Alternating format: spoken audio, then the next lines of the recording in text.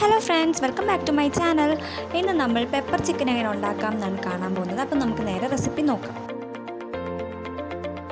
നമ്മൾ കഴുകി വൃത്തിയാക്കി വെച്ചേക്കുന്ന ചിക്കൻ മുങ്ങിക്കിടക്കാൻ പാകത്തിന് വെള്ളം ഒഴിച്ച് അതിൽ ആവശ്യത്തിന് ഉപ്പും ഒരു 1/2 ടീസ്പൂൺ കുരുമുളക് പൊടിയും 1/4 ടീസ്പൂൺ മഞ്ഞൾപ്പൊടിയും ഇട്ടിട്ട് വേവിക്കാൻ വെക്കണം.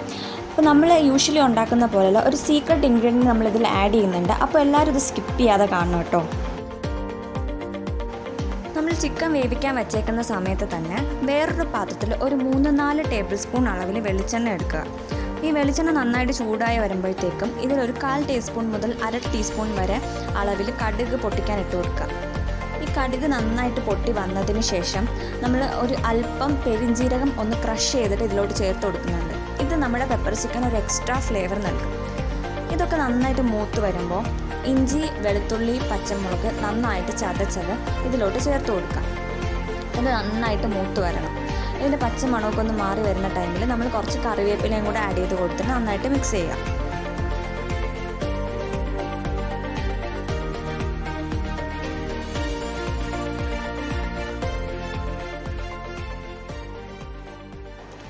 ഇഞ്ചി വെളുത്തുള്ളി പേസ്റ്റ് നന്നായിട്ട് മൂപ്പിച്ചെടുക്കണം.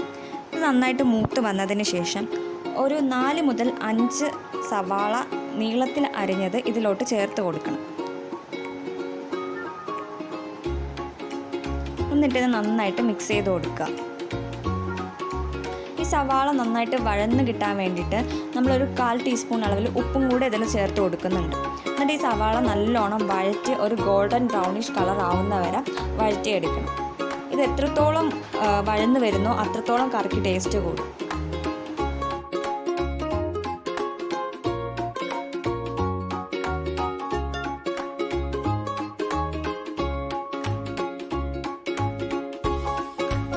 സവാള നന്നായിട്ട് വഴന്ന് ഗോൾഡൻ കളർ ആയിട്ടുണ്ട്.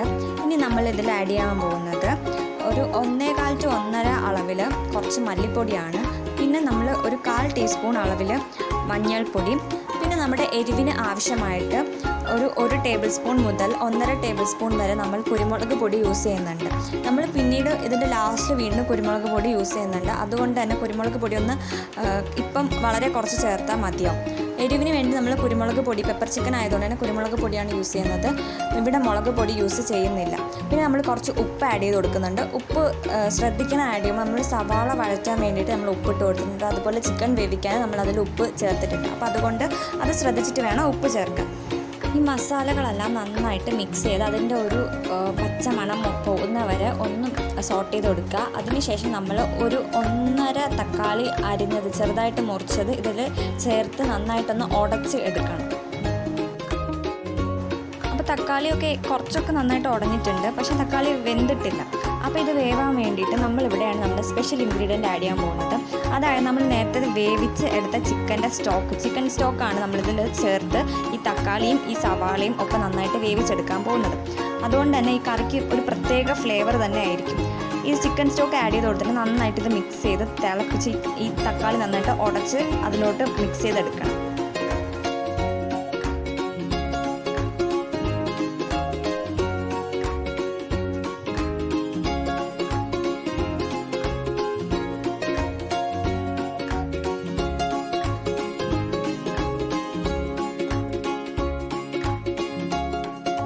അപ്പം നമ്മുടെ മസാലകൾ നല്ല അടിപൊളിയായിട്ട് റെഡി ആയിട്ട് വന്നിട്ടുണ്ട്. ഇപ്പം തന്നെ നല്ല മണം വരുന്നുണ്ട്, കഴിക്കാൻ തോന്നുന്നുണ്ട്.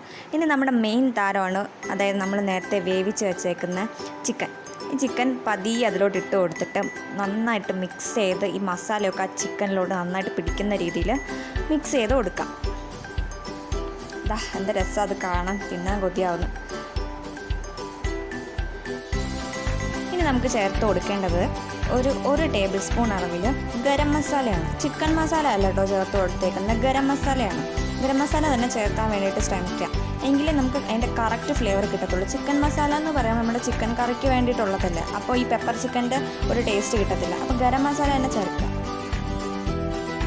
ചിക്കനിലെ മസാല എല്ലാം നന്നായിട്ട് പിടിച്ചിട്ടുണ്ട്. അപ്പോൾ ഇനി നമുക്ക് ഗ്രേവി വേണം. ഗ്രേവിക്ക് ആവശ്യമായിട്ട് തിളപ്പിച്ച വെള്ളം ഒഴിച്ചു കൊടുക്കണം. നിങ്ങൾക്ക് എത്രത്തോളം ഗ്രേവി വേണോ അതിനനുസരിച്ച് നിങ്ങൾക്ക് വെള്ളം ചേർത്ത് കൊടുക്കാം. തിളപ്പിച്ച വെള്ളം, തിളച്ചുകൊണ്ട് നിൽക്കുന്ന വെള്ളം തന്നെ ആയിരിക്കാൻ ശ്രദ്ധിക്കണം.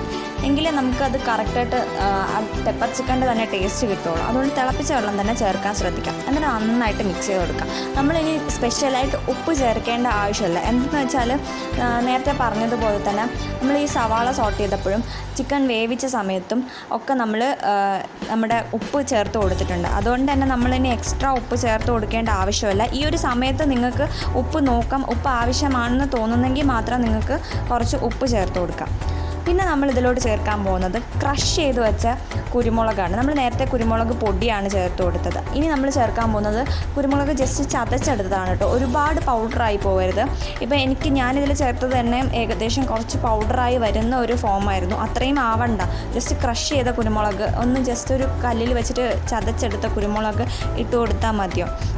അപ്പോൾ അത് നല്ല രസമായിരിക്കും. കഴിക്കുമ്പം അത് ഒന്ന് കടിക്കാൻ കിട്ടാനായിട്ട് നല്ല ടേസ്റ്റ് ആയിരിക്കും.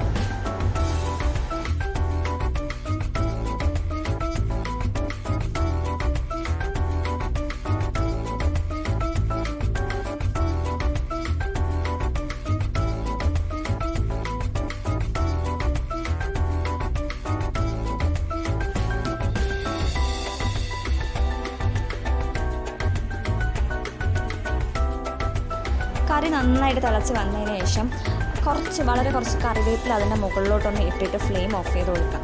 നമ്മുടെ പെപ്പർ ചിക്കൻ ഇപ്പോൾ റെഡി ആയിട്ടുണ്ട്. ഇനി ജസ്റ്റ് സെർവ് ചെയ്താൽ മതി. ചൂടോടുകൂടി കഴിക്കാനായിട്ട് ഏറ്റവും ടേസ്റ്റ്. നല്ല കോമ്പിനേഷൻ ചപ്പാത്തിയുടെ ഒക്കെ കൂടെയാണ്. എല്ലാവരും ഒന്ന് ട്രൈ ചെയ്ത് നോക്കണം. ഭയങ്കര ടേസ്റ്റാണ്. വെറുതെ പറയുന്നല്ലോ കേട്ടോ. കഴിച്ച് നോക്കി കഴിഞ്ഞാൽ വീണ്ടും നമുക്ക് ഉണ്ടാക്കാൻ തോന്നും. അത്രയ്ക്ക് ടേസ്റ്റിയാണ്.